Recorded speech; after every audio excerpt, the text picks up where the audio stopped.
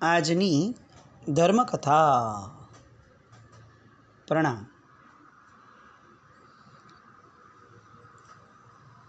એકવાર એક 81 વર્ષના મહાત્મા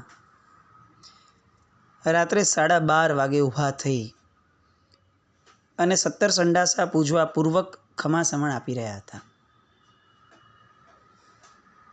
81 વર્ષની ઉંમર. આપણે અત્યારે આ ઉંમરમાં બેઠા બેઠા ખમાસમણ આપીએ છીએ અને એ 17 સંડાસા પૂર્વકના ખમાસમણા એક પછી એક આપી જ રાખતા હતા. એક શિષ્ય અચાનક જાગી ગયા અને એમણે ગુરુ ભગવાનને પૂછ્યું કે સાહેબ, આ અત્યારે રાત્રે 1 વાગે 12:30 વાગે આટલા ખમાસમણા કેમ આપો છો? શું થયું? પહેલાં તો કોઈ જવાબ જ ન મળ્યો. ખમાસમણ ચાલુ હતા. પણ શિષ્ય છે, ગુરુ ભગવાન પ્રત્યેના અનહદ બહુમાનવાળા છે, એટલે તરત જ બાજુમાં ગયા અને ફરીવાર પૂછ્યું કે સાહેબ, ખમાસમણ શેના આપો છો? અને ત્યારે ગુરુ ભગવંતે એમને જવાબ આપ્યો, આજે વઘારેલા મમરા વાપરતો હતો ત્યારે મને વઘારેલા મમરા ઉપર રાગ થઈ ગયો. આ એના પ્રાયશ્ચિત રૂપે 108 ખમાસમણા છે. આ દ્રષ્ટાંત પ્રેમ સુરેશ્વરજી મહારાજાનું છે. આપણે જાણીએ છીએ કે આપણે એમના ચરિત્રમાં છીએ. પ્રશ્ન એ છે કે આ દ્રષ્ટાંત આપણું ક્યારે બનશે? વઘારેલા મમરાનો રાગ એ રાત્રે 12:30 વાગે 108 ખમાસમણા અપાવી શકતા હોય અને ફક્ત રાગ માટે જ જાણે જમવાનું, રાગ માટે જ જાણે જીવવાનું, એવી પરિસ્થિતિવાળા આપણે કેટલા ખમાસમણ આપવાનું મન થયું એ પૂછવું તો બહુ દૂરની વાત. ક્યારે પશ્ચાતાપ થયો, ક્યારે આપણે આપણી જાતને ખોટી ગણી, આંખ બંધ કરીને બેઠાને એવું લાગ્યું કે આ શું જીવીએ છીએ, ફક્ત રાગ અને દ્વેષના પોષણ માટે જ જન્મ મળ્યો છે? આવો વિચાર પણ ક્યારે આવ્યો? પ્રેમશ્રી મહારાજ સાહેબની કથા 1 મહિનાથી સાંભળીએ છીએ. આપણા જીવનમાં પરિવર્તન શું આવ્યું? માનસિક પરિવર્તન પણ શું આવ્યું? એ પ્રશ્ન કર્યા વગર, એ ચકાસ્યા વગર જો આમને આમ સાંભળીએ જ રાખશું તો આવા કેટલાય મહાપુરુષો આપણા નજરમાંથી, આપણા માનસપટ પરથી અને આપણી બાજુમાંથી પસાર થઈ જશે. એ લોકો એમનું કલ્યાણ સાધીને વયા જશે અને આપણે ત્યાંના ત્યાં જ રહીશું. વિક્રમ સંવત 2020, પિંડવાડાનો ચાતુર્માસ. સાહેબની ઉંમર 80 વર્ષ. અને આ ઘટના, સાહેબ ઊભા થઈ અને બપોરના સમયે ખમાસમણ આપી રહ્યા હતા. ચંદ્રશેખર વિજયજી મહારાજ સાહેબે તરત પૂછ્યું કે સાહેબ, શું કરો છો ગુરુદેવ? કેમ ખમાસમણ આપો છો? અને ત્યારે સાહેબે જવાબ આપ્યો કે મારો નિયમ છે, એઠા મોઢે બોલાઈ જાય તો 20 ખમાસમણનો દંડ. અને આજે અનાભોગથી એઠા મોઢે બોલાઈ ગયું એટલે હું 20 ખમાસમણ આપું છું. 80 વર્ષની ઉંમર. આપણા જમવા સમયે આપણો ઉપયોગ કેટલો? આપણે એઠા મોઢે કેટલી વાર ન બોલવું જોઈએ એવી વિચારણા પણ કરી. કેટલીય વાર આપણને આ પ્રેરણા થઈ હશે. કેટલીય વાર આપણે જાણ્યું, સાંભળ્યું, વાંચ્યું બધું હશે કે ભાઈ એઠા મોઢે બોલીએ તો જ્ઞાનની વિરાધના થાય. આપણા જીવનમાં જ્ઞાનની આરાધના કેટલી? એ પ્રશ્નમાં આપણે મૌન થઈ જઈએ. અને આપણા જીવનમાં જ્ઞાનની વિરાધના કેટલી એ બોલવા બેસીએ તો કદાચ આખું જીવન પૂરું થઈ જાય. અને એવા સમયે 80 વર્ષના પ્રેમસુરી મહારાજ સાહેબ, એમની આ જ્ઞાનની વિરાધના માટેની આત્મજાગૃતિ કેવી ગજબ! ચંદ્રશેખર વિજયજી મહારાજ સાહેબને મન થયું હજી આગળ એક સ્ટેપ લેવાનું અને એમણે પૂછ્યું કે સાહેબ, અત્યાર સુધીમાં આવા કારણથી ખમાસમણ કેટલી વાર તમારે આપવા પડ્યા? બહુ અગત્યનો પ્રશ્ન હતો. 80 વર્ષની ઉંમર છે, આટલો મોટો દીક્ષા પર્યાય છે. હવે જો તમે આવો નિયમ લઈને બેઠા હો કે જ્યારે એઠું ખાવીશ, એઠા મોઢે બોલીશ ત્યારે 20 ખમાસમણ આપીશ, તો સહેજે આપણને એમ થાય કે સારું તો રોજ થતું હશે. રોજ નહીં તો મહિને 10, 15, 20 વાર તો થતું હશે ને. આટલા મોટા આચાર્ય ભગવાન છે, ગોચરી વાપરવા બેઠા છે, આવડો મોટો શિષ્ય પરિવાર છે, બોલાય જ જાય એઠા મોઢે, કેવી રીતે ચાલે? કેવી રીતે રહી જતું હશે? એટલે ક્યુરિયોસિટીથી પૂછ્યું કે સાહેબ, આવું કેટલી વાર થયું છે? કેટલી વાર ખમાસમણ આપ્યા? અને ત્યારે પ્રામાણિકતાની પરાકાષ્ઠામાં પ્રેમસુરી મહારાજ સાહેબે એમને જવાબ આપ્યો, દીક્ષા જીવનમાં આજે બીજી વાર ખમાસમણ આપી રહ્યો છું. 80 વર્ષનું આયુષ્ય ઉંમર થઈ, 12, 15, 16 વર્ષ કાઢી લઈએ દીક્ષા પહેલાંના, 64-65 વર્ષનો દીક્ષા પર્યાય, અને 64-65 વર્ષના દીક્ષા પર્યાયને ઇન્ટુ 360 કરીને ગુણીએ અને જેટલા દિવસો આવે એટલા દિવસોને ગણતરીમાં લાવ્યા પછી એમાંથી ફક્ત બીજી વાર એઠા મોઢે બોલવાનું થયું. આવું કોઈ મહાપુરુષ આપણને કહે, આપણને કેટલી શરમ આવે. આપણે આપણો સંયમ પર્યાય નહીં, આપણે આપણો સંસારી પર્યાય ગણીએ. કેટલા વર્ષના થયા, ઇન્ટુ 360 કરીએ, દિવસો નક્કી થાય અને એ દિવસોમાંથી ટંક નક્કી કરીએ. સાહેબને તો એક જ ટંક વાપરવાનું હતું એટલે ટંક એક જ રહેતા. આપણે તો દિવસોની સાથે 4-5 મિનિમમ મલ્ટિપ્લિકેશન કરવા પડે. એટલા ટંકનું ભોજન, એમાંથી કેટલા ટંકના ભોજનમાં આપણે વિરાધના વગર વાપર્યું, અને તોય કદાચ આ 2ની સંખ્યા ન આવી શકે. અને તેમ છતાં પણ આપણને એવું લાગે કે આપણે ધર્મિષ્ઠ છીએ. તેમ છતાં પણ આપણને એવો સંતોષ થાય કે હા ભાઈ, દેવગુરુ ધર્મની કૃપાથી કેટલીક વસ્તુઓ કરીએ છીએ.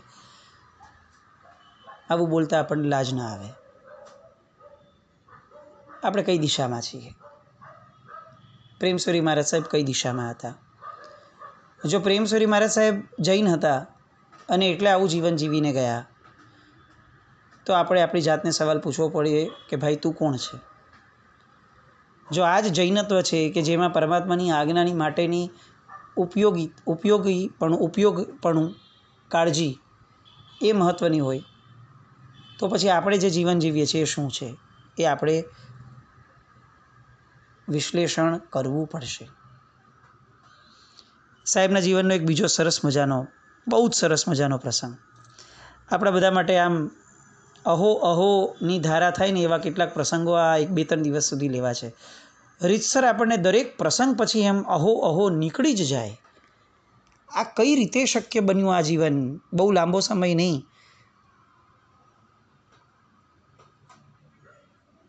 જય સોમ વિજયજી મહારાજ સાહેબની સેવામાં રોજ બાજુમાં બેસી અને પૂજ્યશ્રીને ગોચરી વપરાઈ જાય એટલે પૂજ્યશ્રીનું દાંતનું ચોકઠું જે છે એ પોતે મુનિ ભગવાન સાફ કરે. એકવાર એમના ધ્યાનમાં આવ્યું કે આ ચોકઠું એક બાજુથી સહેજ ઘસાયેલું છે અને બાકી આખું ચોકઠું આટલા વર્ષે પણ નવું નક્કોર હોય એવું લાગે છે.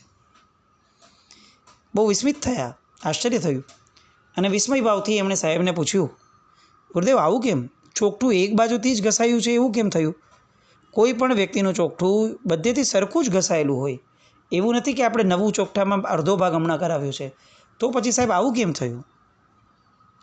અને ત્યારે મંદ હસતા એ પ્રેમસુરીશ્વરજી મહારાજાના મુખમાંથી એ શબ્દો નીકળ્યા કે કોળિયાને એક જ બાજુથી ચાવીને ઉતારી જવાની પહેલેથી આદત પાડી છે. કોળિયાને મોઢામાં ફેરવીએ તો કોળિયાનો સ્વાદ અનુભવાય, અને સ્વાદમાં પડીએ તો રાગ થાય, અને રાગ વધે તો સંસાર વધે. મારે પેટ ભરવું છે, સંસાર નથી વધારવો. એટલે કોળિયાને મોઢામાં એક જ બાજુ ફેરવ્યું છે. અને જયસોમ વિજયજી મહારાજ સાહેબે ફરી વાર પ્રશ્ન પૂછ્યો. સાહેબ જીવનમાં કેટલી વાર એવું થયું હશે ભૂલથી પણ કે કોળિયું બંને બાજુ ફરી ગયું હશે. સંસ્કાર તો હોય ને સહેજે.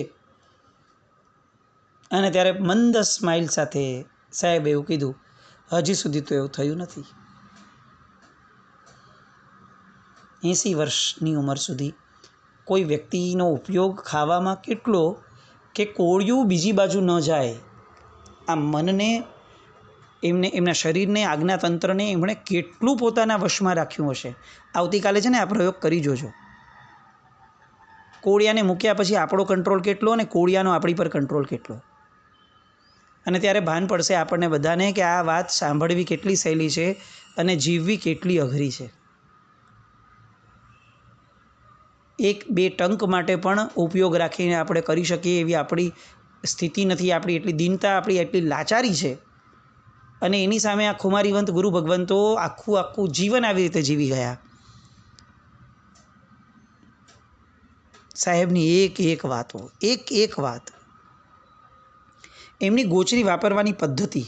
એકવાર બધા મહાત્માઓ, નાના મહારાજ વગેરે બેઠા હતા, બાળમુનિઓ, અને સાહેબને આ પૂછ્યું હતું કે સાહેબ વાપરવાની પદ્ધતિ શીખવાડો. આપ ઘણું બધું બીજું શીખવાડો છો, શાસ્ત્રની વાતો, આ વાતો, વાપરવાની પદ્ધતિ શીખવાડો. આપ કેવી રીતે વાપરો છો એ સમજાવો. સાહેબ તો આવું કેમ કે પોતાની વાતો તો કેવી રીતે મૂકે? અને તેમ છતાં પણ બાળમુનિઓ હતા, બીજા કોઈ મોટા મહાત્મા નહોતા બેઠા, અને સાહેબે બાળમુનિઓ સામે બહુ પ્રામાણિકતાથી અને બહુ સહજતાથી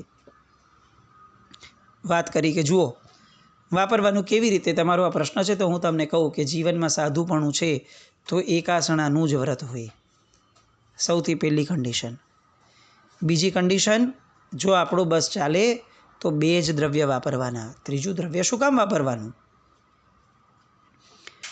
અને એ પણ રોટલી અને દાળ જ વાપરવાની, બીજું એક પણ દ્રવ્ય નહીં વાપરવાનું. કેમ વાપરવું છે? આપણને જરૂરી જે પણ આવશ્યક જોઈએ છે એ વજન ખોરાકમાંથી જે મળે છે એ રોટલી અને દાળમાંથી પૂરતું મળી રહે છે. વાત પૂરી. એના સિવાય ત્રીજું દ્રવ્ય કેમ વાપરવાનું? એક પાત્રામાં રોટલી લઈએ અને પાત્રીની અંદર દાળ લઈએ, અને પછી એમણે બાળકો સામે સરસ મજાની વાત મૂકી. પાત્રામાં રોટલી અને પાત્રીમાં દાળ. રોટલી હાથમાં લઈને એવી રીતે મુખમાં મૂકવાની કે હાથ, હોઠ કે જીભને જરા પણ અડે નહીં. અને એટલે પાત્રું કે પાત્રામાં રહેલી રોટલી ક્યારે પણ એઠી ન થાય. રોટલી દાળમાં બોળીને નહીં વાપરવાની. વચ્ચે ક્યાંક જરૂર લાગે તો દાળની પાત્રીમાંથી ઘૂંટડો લેવાનો, પણ બાકી રોટલી પૂરી કરી લેવાની, પછી દાળ તરફ જવાનું. ન પાત્રું એઠું થાય, ન કોઈ સંયોજન થાય. આ રીતે ગોચરી વાપરવાની. આ જીવન આ રીતે શાસ્ત્ર દર્શિત પદ્ધતિથી સાહેબે ગોચરી વાપરી છે. સંયોજન વિનાની ગોચરી. પહેલાં બધી રોટલી, પછી બધી દાળ. રોટલી અને દાળ ભેગા ન થાય. પ્રેમસુરી મહારાજ સાહેબ અને રાગ ભેગો ન થાય. આહારની આસક્તિ, લોલુપતા, સ્વાદ, આ બધું ક્યારે પણ એમના જીવનમાં આવ્યું નથી.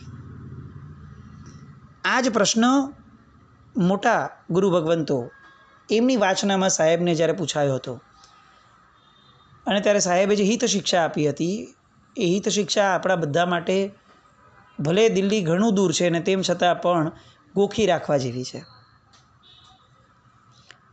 સાહેબે કહ્યું હતું, મુનિઓ, શ્રમણ જીવનની અંદરમાં આહાર વાપરવો એ રાધા વેદ સમાન છે. પેટને ભાડું આપવાનું છે, પણ જીભને સ્વાદથી દૂર રાખવાની છે. ગમે તેવો ભયંકર ભોરિંગ નાગ હોય ને, પણ પોતાના દરમાં તો એ સીધો જ બનીને પ્રવેશ કરે.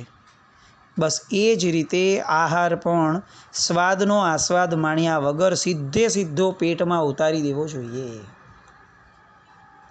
નાગ જે રીતે દરમાં ઘૂસે એ રીતે ખોરાક મુખમાં નાખ્યા પછી પેટમાં જવું જોઈએ, સડસડાટ. આચાર્ય સૂત્રમાં કહ્યું છે કે સાધુ કે સાધ્વી ભોજન કરતી વખતે અશન વગેરેને મુખમાં ડાબેથી જમણે અને જમણેથી ડાબે ન ફેરવે. કેમ? કારણ કે ફેરવવાથી રાગ અને દ્વેષનું કારણ બને. અને સાહેબે જીવનભર માટે આવા કેટલાક નિયમો લીધા હતા દીક્ષા પછીથી જ, કે વાપરવાની બાબતમાં કોઈ પ્રતિક્રિયા આપવી નહીં, આવો નિયમ. ગોચરીને વખાણવી નહીં કે વખોડવી નહીં, આ એવો એમનો નિયમ. ગંભીર માંદગીમાં ડૉક્ટરના સૂચનથી અમુક ચીજો દોષિત લેવી પડે કદાચ, તો એ દોષિત વસ્તુઓમાં અથવા એ વસ્તુઓમાં પણ ક્યારેય પણ અનુકૂળતા પ્રતિકૂળતાનો વિચાર નહીં કરવાનો.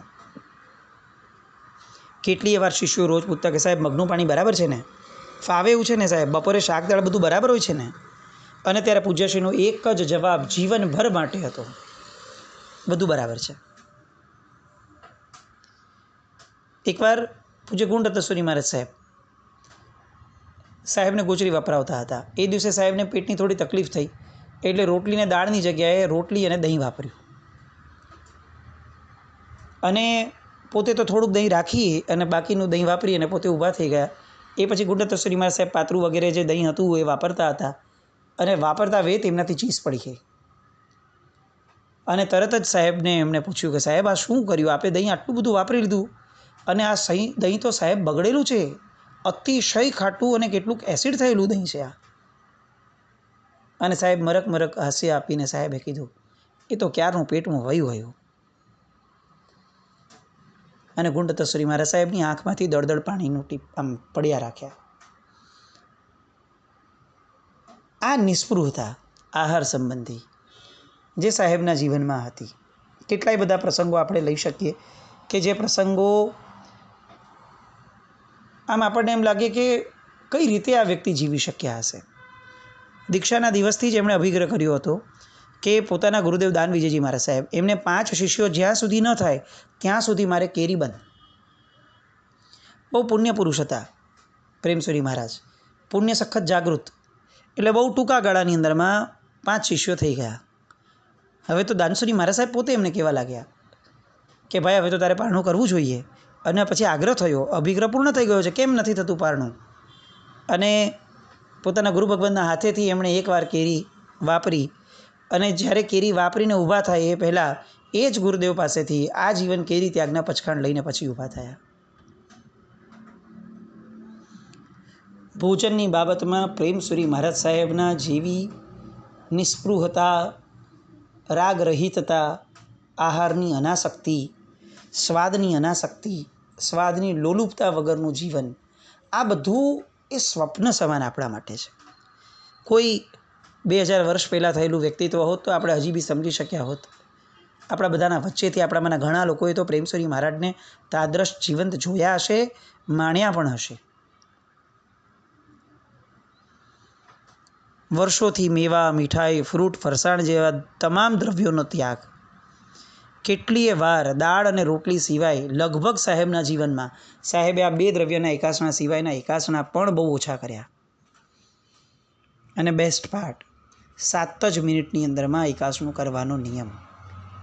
7 મિનિટમાં સાહેબની એક પછી એક નિસ્પૃહતા, આહારને લગતી નિસ્પૃહતા તો કદાચ બહુ આપણને એમ લાગે કે ગજબ છે, તો ત્યાં બીજી બધી નિસ્પૃહતા સાંભળશું તો એમ લાગશે કે ઓહો, આ તો આહારની નિસ્પૃહતા તો કંઈ ન હતી. એક સામાન્ય એક્ઝામ્પલ સાહેબની આ નિસ્પૃહતાના ભાગરૂપે સાહેબને પગના ઉપરના ભાગમાં દાદર થયું, ખંજવાળ અને બળતરા ખૂબ થતી હતી. એટલે કોઈકે સલાહ આપી કે સાહેબ એક મલમ આવે છે, એ મલમ લગાડી દઈએ ને તો સાહેબ જલ્દી મટી જશે. સાહેબ એ ભાઈની સલાહ માની લીધી, સાંભળી લીધી, પણ માની નહીં. એ મલમ ન જ લાવ્યા. ફરી એકવાર એ ભાઈ મળ્યા અને ફરી એકવાર એમણે સાહેબને કીધું સાહેબ આપ મલમ લઈ આવ્યા? સાહેબે જવાબ જ ના આપ્યો. શિષ્યોને પૂછ્યું, શિષ્યો પણ સાહેબની હારે હતા એટલે શું જવાબ આપે? પછીથી એ ભાઈને મનમાં ચાનક લાગી કે એમ કેમ આવું સાહેબ જવાબ કેમ નથી આપતા અને આટલું સિરિયસલી કેમ નથી લેતા પોતાની બીમારીને? એટલે ઉપાશ્રયમાં પાછળથી ગયા અને શિષ્યોને પૂછ્યું કે આ સાહેબ એમને સ્કિનની આટલી તકલીફ છે તો શું કરે છે સાહેબ? એ કેમ નથી આ ક્રીમ લગાડતા મલાઈ? અને ત્યારે એમના શિષ્યોએ કીધું કે સાહેબ ભાઈ તમે કીધું હતું એ પછીથી અને એની પહેલાંથી અમે પણ ઘણો આગ્રહ કર્યો હતો. એટલે એમણે પૂછ્યું કે તો શું અટક્યું ક્યાં સાહેબ? અને ત્યારે શિષ્યોએ કીધું કે પૂજ્યશ્રી આવું કરવા આજે નહીં, જીવનની છેલ્લી ક્ષણ સુધી ક્યારેય તૈયાર નહીં થાય. એમનો જવાબ હતો સુવાળો મલમ ઘસવાથી સૂક્ષ્મ એવો સ્પર્શનો રાગ પેદા થઈ જાય તો મારે ભવાંતરમાં ક્યાં કૂટાવવું છે? હું કેમ આટલી મોટી રિસ્ક લઉં? આવું અમને પૂછતા સવાલ અને અમારું મોઢું નીચું થઈ જતું. ખંજવાળ ઉપર લગાડાતો મલમ એનો પણ રાગ પૂછવા, એ રાગ હોઈ જ ન શકે કદાચ આપણી અપેક્ષાએ તો, અને તેમ છતાં પણ એને પણ રાગનું નિમિત્ત ગણી લે એવા ગુરુ ભગવંત ક્યાં અને આપણી પરિસ્થિતિ ક્યાં? પેલા ભાઈને બહુ આશ્ચર્ય થયું કે તો પણ આ રોગ મટશે કેવી રીતે? એટલે મહાત્માઓએ કીધું કે સાહેબે એવું નક્કી કર્યું છે કે સવારે ઉઠીને હું વાસી થૂક લગાડી દઈશ એ જગ્યા ઉપર અને મટી જશે. અને ફરી પાછા 2-3 મહિને ભાઈનું જવાનું થયું અને તરત પૂછ્યું અને ત્યારે પ્રેમસુરી મહારાજ સાહેબ પણ બોલ્યા કે રોગ તો ગયો ભાઈ, ક્યારનો ગયો. અનુકૂળ શબ્દ અનુકૂળ રૂપ, અનુકૂળ રસ, અનુકૂળ ગંધ અને અનુકૂળ સ્પર્શ, આ બધાનું સેવન એ ચોથા મહાવ્રતનો અતિક્રમ છે. સુવિશુદ્ધ બ્રહ્મચર્યના પાલન માટે આ બધાથી દૂર રહેવું જોઈએ. આપણા બધાની મતિ એટલી બધી સંકુચિત છે કે બ્રહ્મચર્ય શબ્દ આવે ને એટલે આપણને ફક્ત સ્ત્રી અથવા પુરુષને સંબંધી જ વસ્તુઓ દેખાય. પરંતુ આ મહાપુરુષની ઊંડાણની ધારા ક્યાં સુધી પહોંચી હતી? શબ્દ, રૂપ, રસ, ગંધ, સ્પર્શ આ બધા સુધી. અને આ બધામાં અનુકૂળ શબ્દ સાંભળવા મળે અને ગલીપચી થાય, મનમાં ગલગલિયા થાય તો એ બ્રહ્મચર્યનો ભંગ, અતિક્રમ, આ સાહેબની મનોવૃત્તિ. આપણે કઈ ઢાંકણીમાં ડૂબી મરવું એ ઢાંકણી ગોતવી બહુ જરૂરી છે જીવન દરમિયાન. આવા મહાપુરુષના વંશજ એવા આપણે અને આપણા જીવનની અંદરમાં આપણે ક્યાં છીએ? હજી સુધી આપણને કોઈ એવો ફટકો ન લાગે કે આપણે કંઈક છોડવા તૈયાર થઈએ. દ્રવ્યોનો છોડવા બહુ સરળ છે, રાગ છોડવો અશક્ય છે આપણી માટે. કારણ કે દ્રવ્યને છોડવા માટે કદાચ બાહ્ય સત્વ જોઈએ, થોડો ઘણો એકવાર જોશ આવી જાય તો પણ છૂટી જાય. પણ જે સમજણ, આંતરિક સત્વ જે રાગને છોડવા માટે જોઈએ એ ઊભું કરવું એ કદાચ આપણા બસની વાત જ ન રહી. માર્ગથી આપણે એટલા બધા દૂર છીએ કે પ્રેમશ્રી મહારાજ સાહેબ જેવા આવા અનેક મહાપુરુષો આપણી સામે નજર સમક્ષ છે, એમના ચરિત્રો, અને તેમ છતાં આપણે એમાંથી કંઈ પણ લેવા તૈયાર નથી. પ્રેમશ્રી મહારાજ સાહેબના જીવનની આવી અનેક અઢળક વાતો હજી એ કરવી છે. પણ વિચાર આ જ છે કે આ વાતો ફક્ત વાણી વિલાસ ન રહે. આપણે ક્યાંક અટકીએ, ક્યારેક અટકીએ એવો ભાવ આપણામાં પ્રગટે એવી શુભ મંગલ કામના સાથે જીનાજ્ઞાવૃત્ત કંઈ પણ બોલાય તો મિચ્છામિ દુક્કડમ. જૈનમ જયતિ શાસનમ.